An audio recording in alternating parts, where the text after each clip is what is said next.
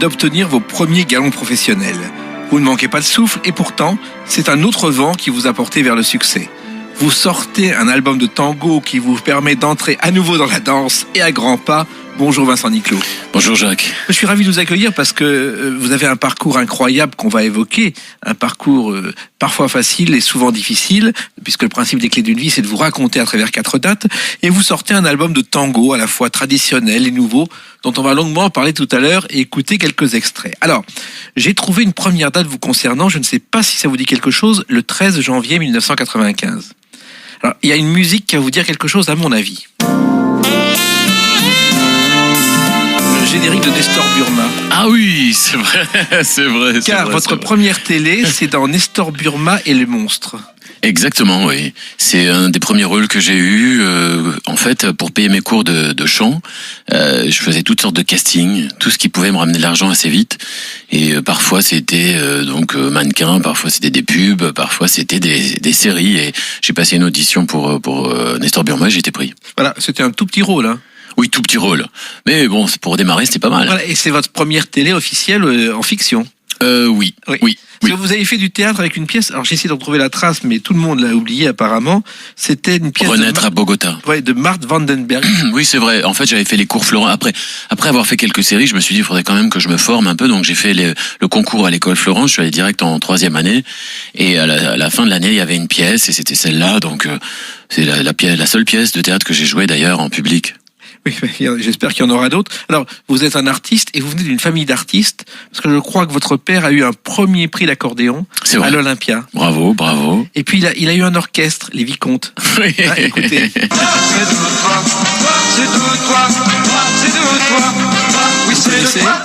Oui, non mais vous savez, il m'a raconté sa vie. C'était Eddie Barclay, qui est venu en bas de chez lui. Il était pas encore majeur. Il fallait l'accord des parents. Il est venu en grande limousine pour le signer. Enfin, c'était incroyable, quoi. Il a remporté le concours de la guitare d'or à l'Olympia. Exactement. En 63. Et surtout, il a été un des premiers orchestres qui a enregistré en studio et faisait le même spectacle sur scène, ce qui n'était pas courant à l'époque. Exactement. Et il m'a raconté que dans le jury, donc lors de cette soirée à l'Olympia, il y avait Sylvie Vartan et Johnny Hallyday. Oui, exactement. et vous, donc, ça vous a donné le goût de l'artistique, finalement, Vincent Niclot? On me pose souvent la question, est-ce que s'il avait été boulanger, je serais boulanger? Je pense pas. Je pense que j'avais ça vraiment au fond de moi. Après, c'est vrai que j'ai évolué dans une famille d'artistes, dans la musique, ils répétaient devant moi. Alors, c'est sûr que ça m'a un petit peu guidé aussi. Voilà. Alors, l'école, c'était à la fois des bonnes notes, mais vous aviez un côté enfant rebelle, je crois, Vincent Niclot. Oui, toujours d'ailleurs. Oui, j'avais la chance de pas beaucoup travailler et d'être assez bon pour passer les étapes, quoi. En fait, je faisais le minimum pour passer, mais moi, j'aimais bien faire un peu sur ce qu'il faut surtout pas faire, hein, l'école buissonnière.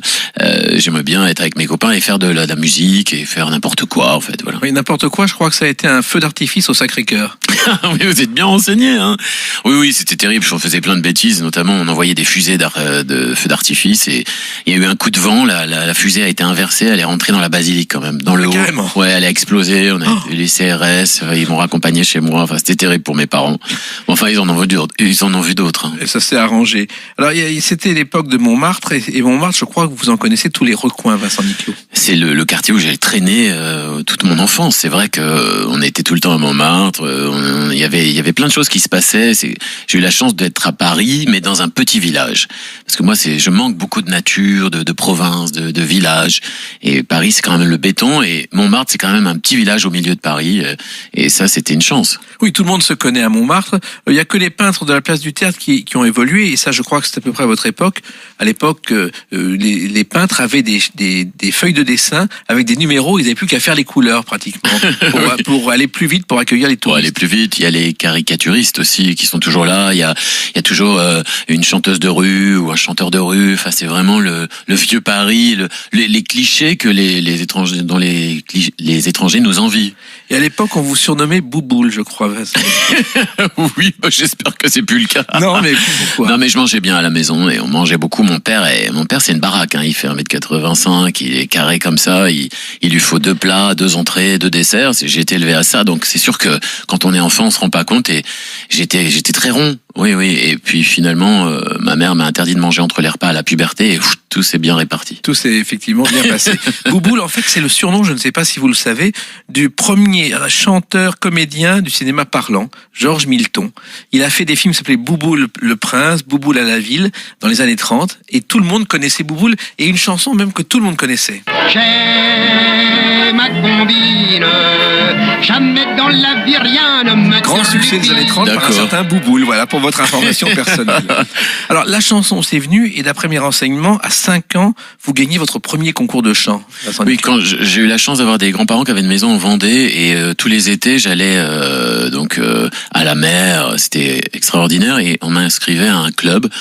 Il y avait des clubs sur la plage et puis il y avait des concours de chant et à 5 ans on m'a mis sur scène et on m'a fait chanter, voilà, et j'ai gagné le premier prix. Et peut-être que c'est là aussi que j'ai eu le déclic. Qu'est-ce que vous avez chanté? Oh, j'ai chanté toutes sortes de choses. J'ai chanté tout ce qui se passait par la tête de mes grands-mères et de ma mère, quoi. Et ça a marché. Ça Et a ensuite, marché. pourquoi avez-vous décidé de prendre des cours de théâtre? Parce que c'est loin de la chanson.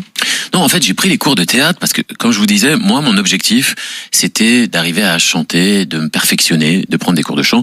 J'ai eu un déclic pour le classique, le lyrique, à 13 ans, et ça coûte très cher, les cours de classique. Parfois, c'est 150, 200 euros.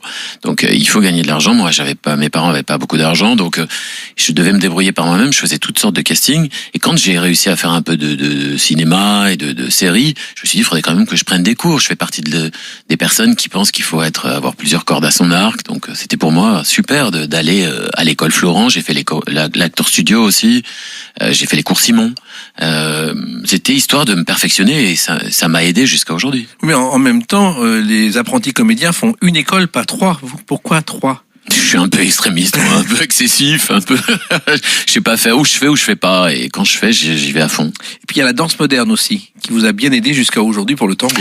Ouais, alors ça, je pense que j'ai pas fait assez de cours. On s'en est rendu compte à Danser avec les stars, mais j'ai continué pour mon album tango. J'ai pris des cours de tango et c'est difficile de proposer un album sur le tango sans le danser quand même. Donc en télé, j'ai essayé de danser le tango. Oui, mais Danse avec les stars, en plus, ça a été une belle expérience.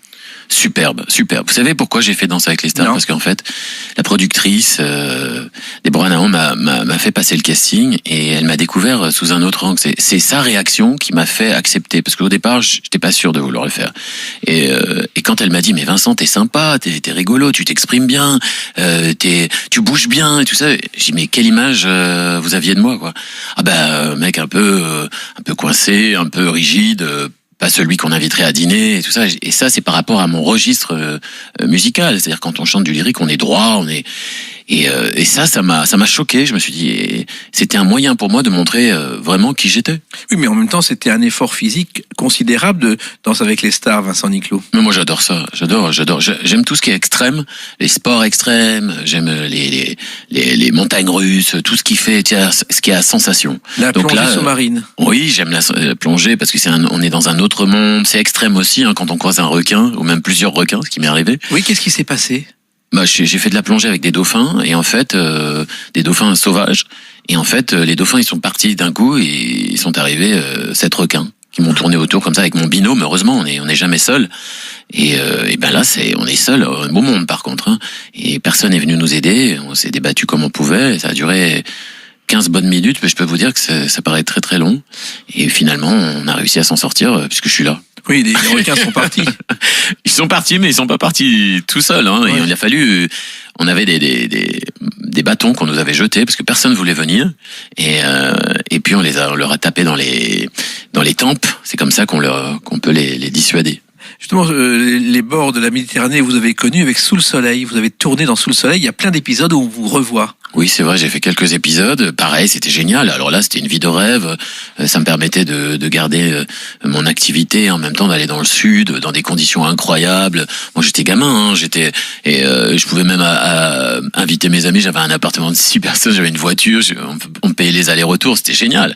À cette époque, c'était vraiment génial. Et puis oui, l'anecdote, c'est que j'oublie que j'ai fait Sous le Soleil. Je vais à l'Olympia voir Rock Voisine, invité par mon producteur de l'époque. Et quand à l'entracte, les gens sortent, ils foncent sur moi, et ils font Maxime. Alors mon producteur me dit mais tu as oublié de me raconter quelque chose. Je dis, moi j'avais même oublié que j'avais fait ça. Et en fait Maxime c'est le rôle de l'époque. Absolument. Et donc j'ai signé sur des cartes postales de Rock Voisine, j'ai signé Maxime. C'est quand même hallucinant. Oui, et ce qui est hallucinant aussi, c'est que c'est sans doute le feuilleton où il y a le plus de gens morts qui sont revenus. Notamment Caroline qui était morte dans un épisode. Il y a eu le sous-soleil à Saint-Tropez et on a inventé quelque chose pour qu'elle revienne 3 ans plus tard. Oui, c'est vrai. Bah, après, il faut tenir la série sur la longueur. Oui. En tout cas, vous avez tenu la série et pas seulement la série, votre carrière. On en reparle avec une autre date dans quelques instants, le 30 septembre 2003. À tout de suite sur Sud Radio avec Vincent Niclot. Les clés d'une vie, celle de mon invité Vincent Niclot. Elle réveille vos souvenirs, des souvenirs chers à celles et ceux qui nous écoutent et qui vous aiment à travers une date, 30 septembre 2003. Je vais vous faire entendre une musique. Je sais ça. Hein, écoutez, Retourne en pente le vent. Exactement.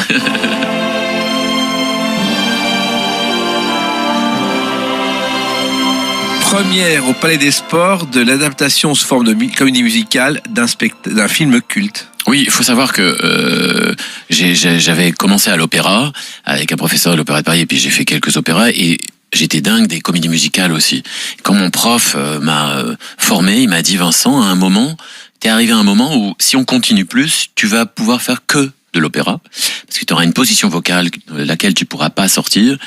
Maintenant, si t'arrêtes là et qu'on continue une autre formation, tu pourras aller sur la pop. Et j'ai dit, moi, j'ai envie de faire de la comédie musicale aussi. Donc, c'était les castings des comédies musicales.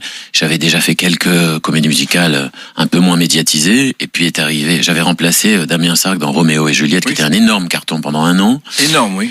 Et j'entendais ce casting d'Autant n'emporte le vent. Ça a duré 8 mois de casting. Je sais pas, j'ai dû les voir 10 fois. Et finalement, je deviens Red Butler. Et vous connaissiez le film ?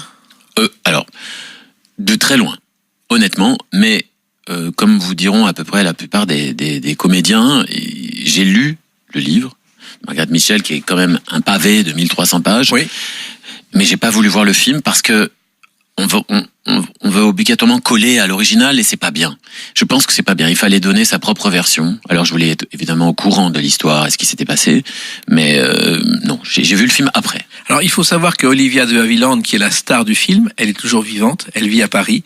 Elle vient de fêter ses 102 ans, ses 102 printemps. Et Clark Gable, ce qu'on ne sait pas, c'est que dans ce film, il y a eu un problème. C'était Viviane Leigh. Non, il y avait aussi Olivia de Havilland. Oui, mais Olivia de Havilland, c'est la seule vivante aujourd'hui. Il y avait Viviane Leigh, mais il y avait aussi qui était Scarlett. Exactement. Ouais. Et la dernière phrase de Red Butler a fait un scandale aux États-Unis. Oui. Damn. Franchement, ma chère, je m'en fous complètement en français. Je le sais en anglais. Et en revanche, ils n'ont pas pu garder la dernière phrase qui était elle était enceinte, elle est tombée dans l'escalier. Ils ont fait tu risques d'avoir un accident et pas tu risques de perdre ton bébé. Voilà, alors c'était le grand problème de quand on a fait le spectacle, c'était est-ce qu'on fait une happy end comme ils aimaient bien les Américains, ou alors est-ce qu'il fallait faire la vraie version, c'est-à-dire et en fait on a fait la vraie version. Et ça a été un véritable succès.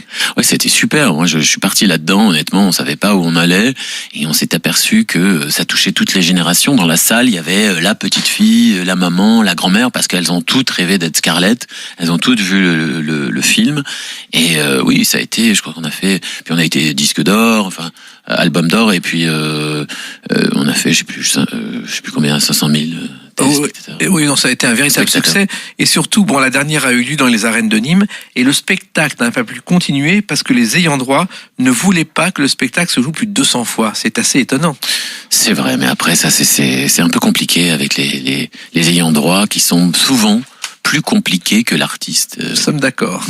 Et ils ne sont pas les seuls. Alors, la comédie musicale, je reviens à votre parcours en comédie musicale, Vincent Niclot. Il y a d'abord eu Titanic.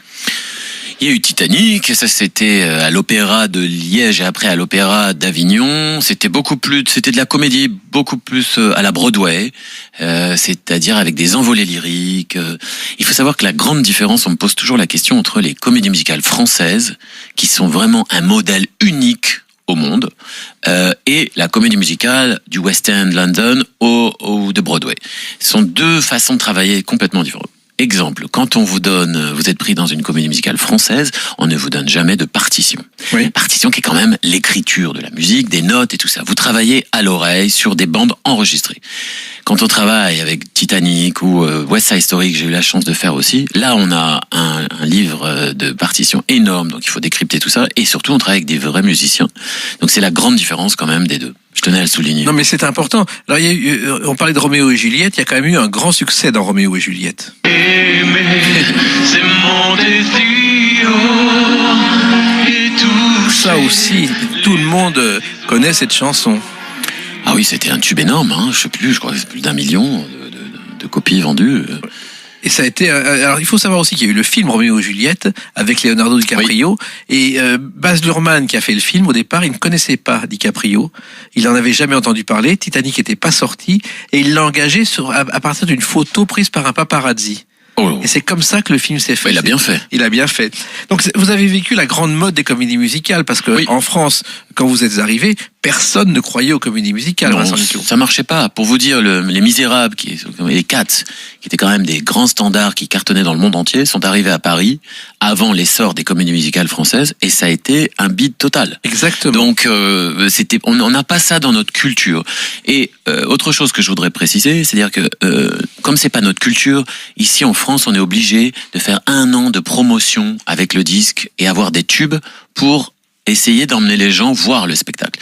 À Londres et à New York, vous sortez un spectacle, il n'y a pas besoin, les gens y vont parce que ça fait partie de leur vie. Et ça fait partie effectivement de leur quotidien. Leur culture. Il y a eu encore beaucoup d'autres choses dans votre carrière et loin de la promotion, mais on y revient quand même avec une autre date, le 24 septembre 2012. À tout de suite sur Sud Radio avec Vincent Niclot. Clés d'une vie, celle de mon invité Vincent Niclot. Elle réveille vos souvenirs, des souvenirs chers à celles et ceux qui nous écoutent à travers une date, 24 septembre 2012. Ça vous dit quelque chose? Ah bah oui, quand même, un peu. Qu'est-ce pas que oublier. C'est Opéra Rouge. La sortie de cet album avec cette chanson.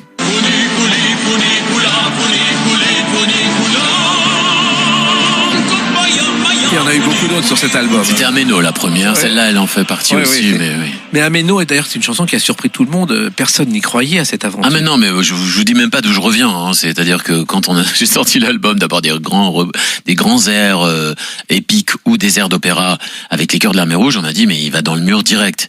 Mais nous on y a cru, on est parti, puis on a bien fait parce que ça a été un ovni dans le paysage musical français.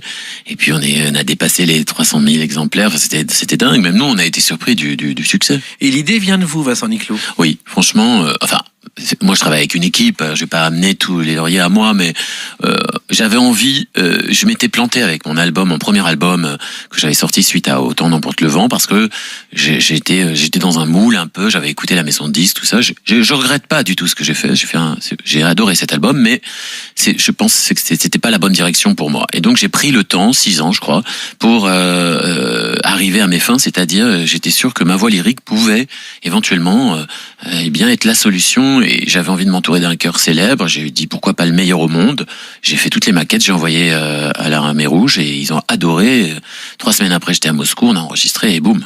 Il y a quelqu'un qui a compté pour vous, c'est le général Victor Elisseev. Oui, il compte d'autant plus que je le rejoins lundi. Là, je pars à Moscou, au Kremlin. Il m'a invité parce que c'est le jubilé des chœurs de l'Armée Rouge au théâtre du Kremlin, où c'est une grande soirée télévisée avec toutes les stars russes. Je suis très honoré qu'il ait pensé à moi. Mais c'est fou parce que là, le chœur de l'Armée Rouge qui a été créé au départ pour remonter le moral des troupes, hein, c'est ça. D'autre. Et aujourd'hui, il a fait plus de 7000 représentations devant plus de 20 millions de spectateurs. Oui, mais il faut savoir qu'ils sont reconnus dans le monde, connus et reconnus dans le monde entier. Il y a plusieurs troupes, hein, d'ailleurs, parce que vous savez, Christophe Clapier, qui est mon attaché de presse, le sait bien. Le 25 décembre, il y a 2 ans, il y a une troupe qui s'est crashée malheureusement en avion, et tout le monde a cru que c'était cette troupe-là, et non, c'était une autre troupe avec laquelle j'ai travaillé. Et ils sont plusieurs, et c'est pour ça qu'ils arrivent à être dans le monde entier à plusieurs en même temps, quoi. En même temps, il faut parler russe avec ces gens-là? J'ai appris un petit peu, mais voilà, c'est pas le langage de la musique suffit. Vous êtes déjà allé au Kremlin, je crois, pour la fête des armées, Vincent Niclot. Oui, c'est vrai, c'était une soirée 130 millions de téléspectateurs, je sais pas si je vais revivre ça un jour. Et là, c'est apparemment ce qui va se passer le 2, donc le 2 au soir. C'est incroyable, il y avait 100 chœurs de l'Armée Rouge, 100 musiciens. La scène du Kremlin, c'est une scène que j'ai jamais vue aussi large de ma vie.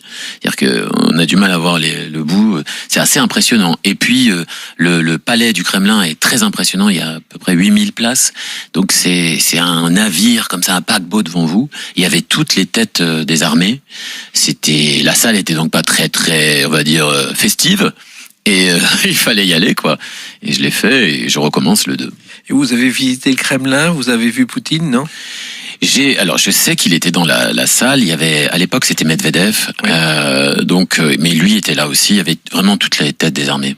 Et ça a marché tellement que finalement, vous avez aussi enregistré avec l'Armée Rouge un album pour l'Allemagne. Vincent Oui, Niclot. l'Allemagne on a signé avec Deutsche Grammophon, qui est quand même un label incroyable.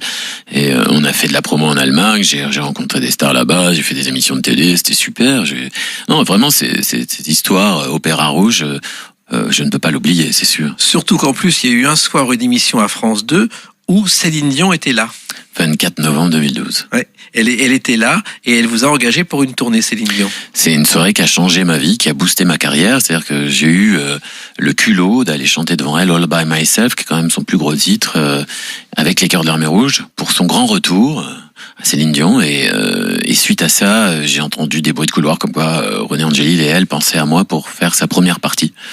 Et c'est ce qui s'est passé, quoi. Jusqu'au jour où j'ai eu un coup de fil et j'ai failli m'évanouir, quoi, parce que je me suis dit, waouh, je vais faire la première partie de Céline Dion. Et ça s'est bien passé, c'est une professionnelle comme on en a rarement vu. Oui, c'est ça.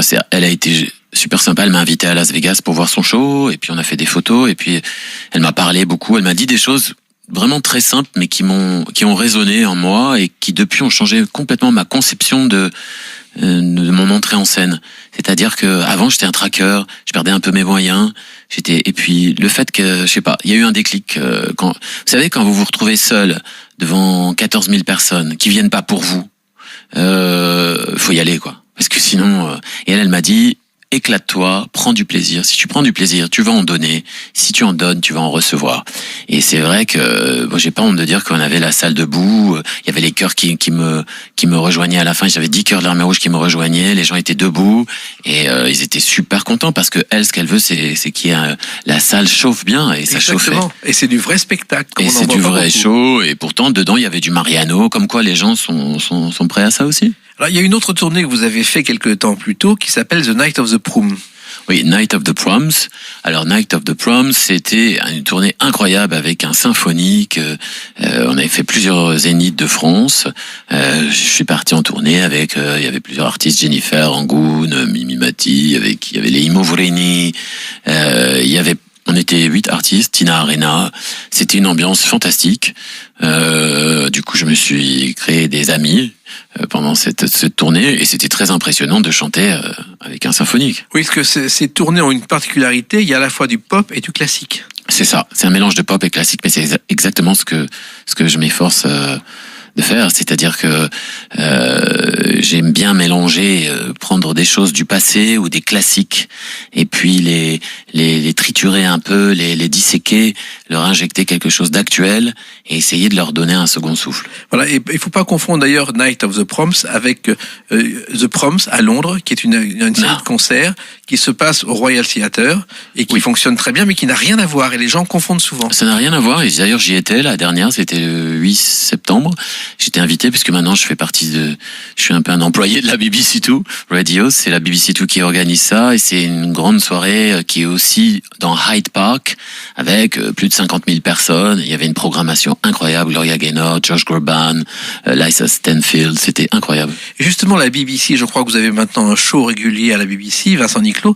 Bon, à part Sacha Distel, voici quelques années, et Petula Clark quelques temps plus tôt, ça n'existe pas pour les Français.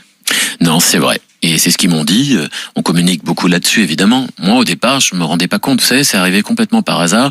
Ils cherchaient quelqu'un pour hors circuit pour une soirée Saint-Valentin. Ils se sont dit, le petit Frenchie avec son accent, ça pourrait le faire. J'avais un album qui sortait en Angleterre qui s'appelle Romantique. Ça collait parfaitement. Ils m'ont dit, ils m'ont mis une productrice. J'ai travaillé. Ça a marché. On en a fait une deuxième, ça a marché. Ils m'ont donné une série d'émissions qui s'appelle Carte Blanche. Et carte blanche, ça s'emploie en anglais aussi. C'est pour ça que j'ai choisi ce nom. Et carte blanche with.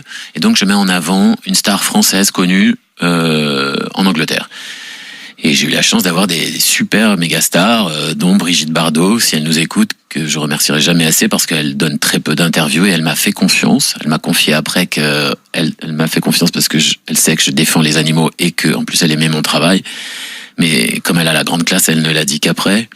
Mais elle m'a fait confiance. Je suis allé donc à la Madrague, je suis allé chez Jane Birkin aussi, chez elle à Paris, elle m'a reçu. En fait, je vais chez les stars et je les interviewe et j'essaie de qu'elles me confient des choses qu'on ne sait pas. Exactement. C'est ça qui m'intéresse parce que si c'est pour raconter tout ce qu'il y a sur Wikipédia, c'est pas intéressant. Oui, on le sait. Erreurs, il faut retracer vite fait, mais essayer d'avoir des choses. Donc il y a un travail de confident, faut être en confiance. Moi, je crois qu'ils savent que je suis bienveillant, que je suis pas là pour tirer, et c'est peut-être pour ça qu'ils se confient bien, quoi. Oui, c'est le principe des clés d'une vie sur Sud Radio. On essaie d'être bienveillant, mais d'apprendre des choses. Par exemple, il y a un chanteur que vous avez aussi évoqué, que tout le monde connaît, qui a touché plusieurs générations, et grâce à vous, il a été à nouveau d'actualité.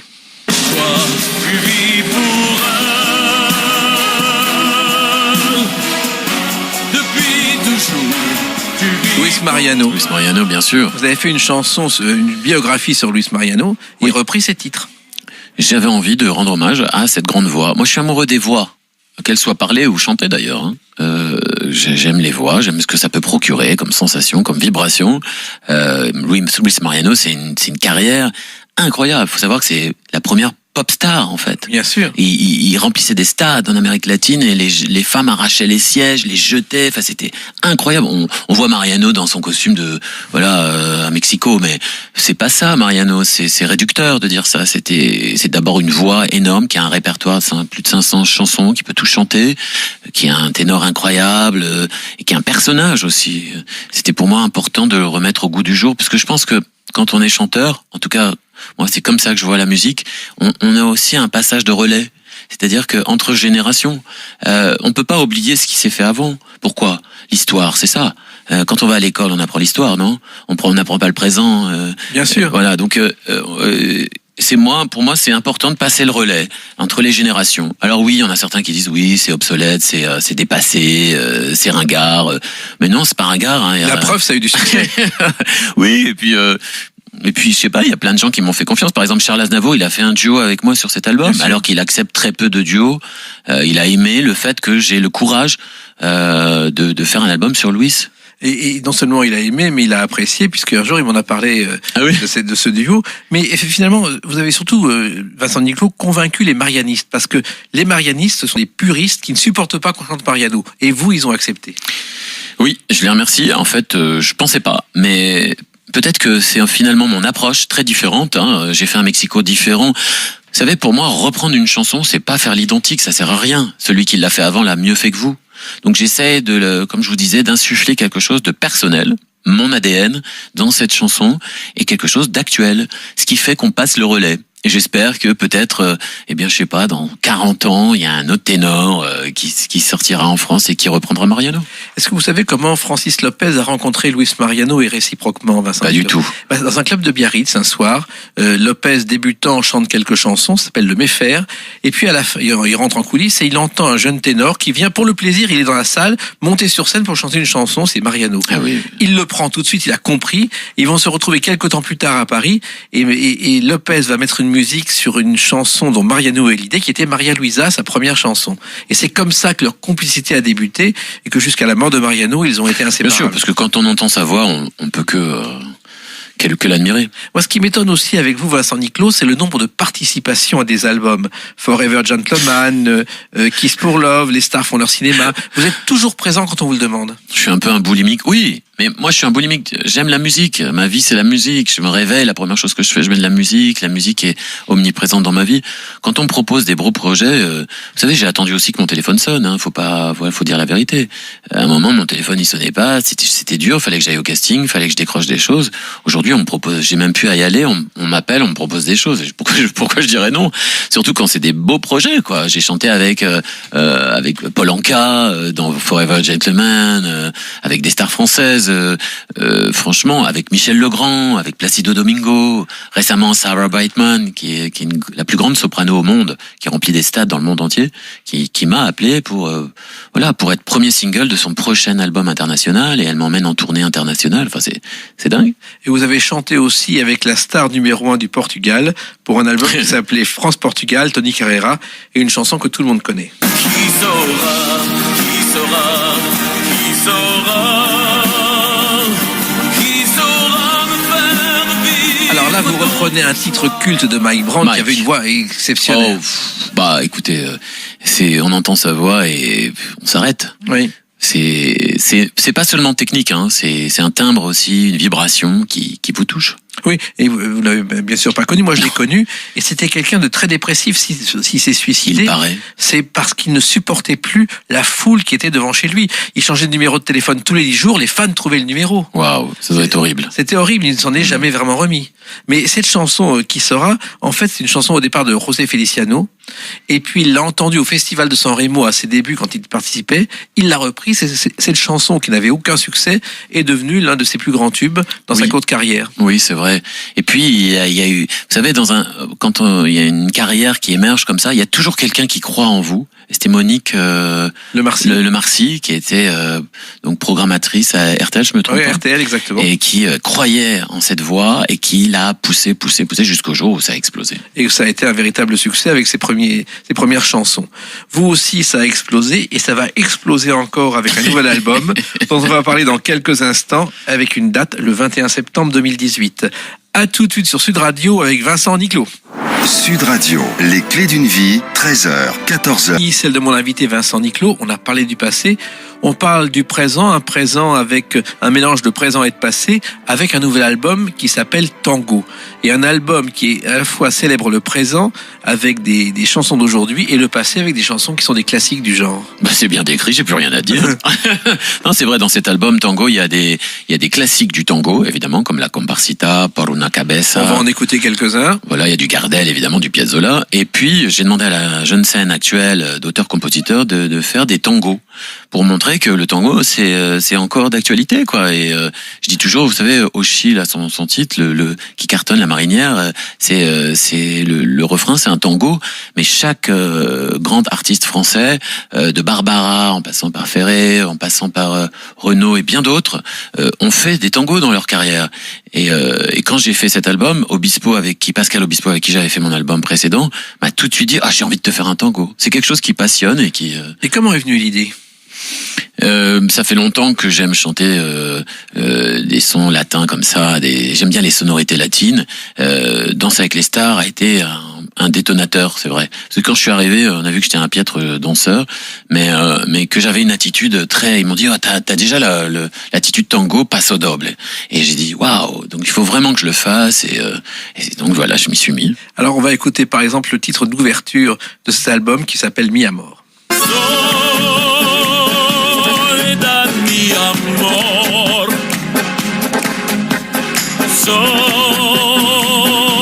Soledad sin tu calor.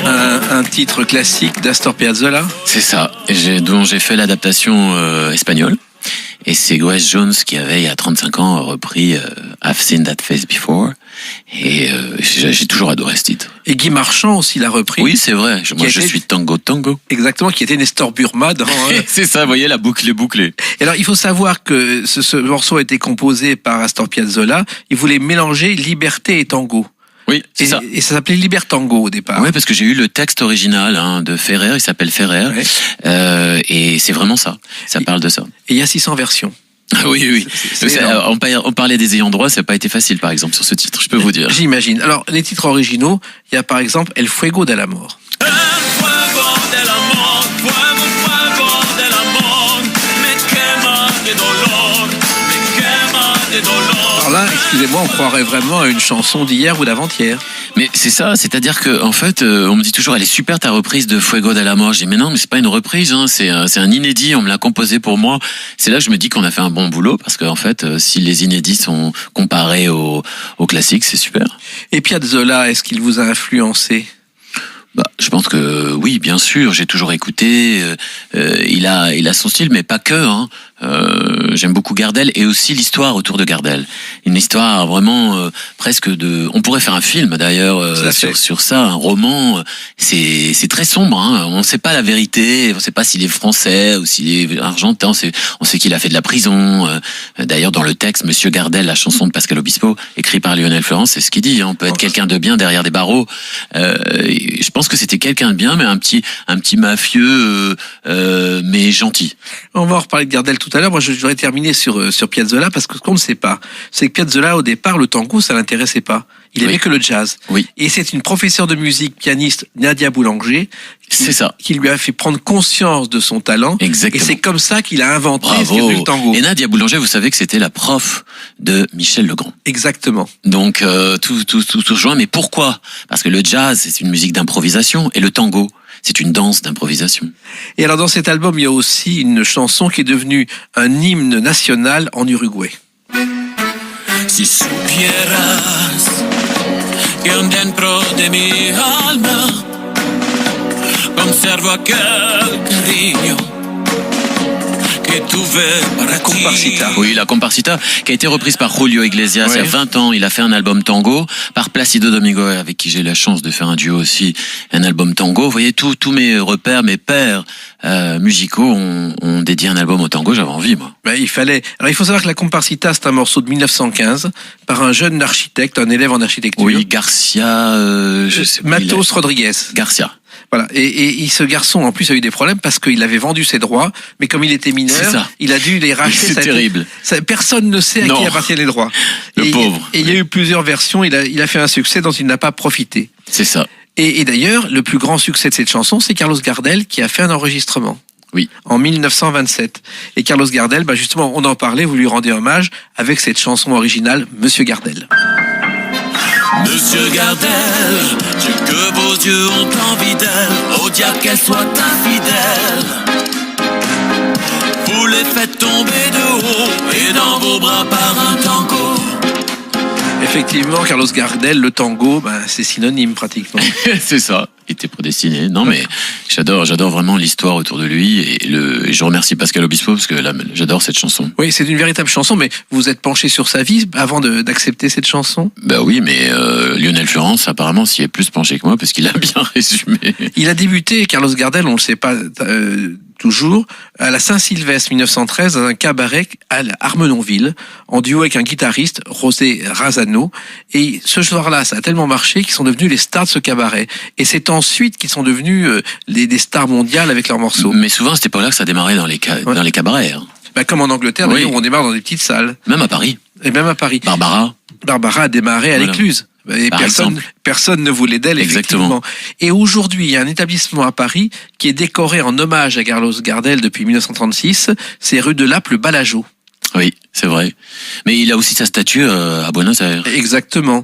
Et alors, il est mort dans un accident d'avion, bizarrement, alors qu'il ne prenait jamais l'avion et qu'il préférait le bateau. On en connaît d'autres, malheureusement. Marcel Cerdan. Marcel Cerdan et Balavoine. Et Marcel, Balavoine, c'est un hélicoptère. Oui. Mais Cerdan devait prendre le bateau pour aller rejoindre Piaf. Oui, et elle lui demande de venir plus vite. Il prend le dernier billet d'avion et il se crache en avion. Je sais, oui. C'est une histoire épouvantable. Alors, il y a aussi un autre tango de Gardel qui figure sur cet album.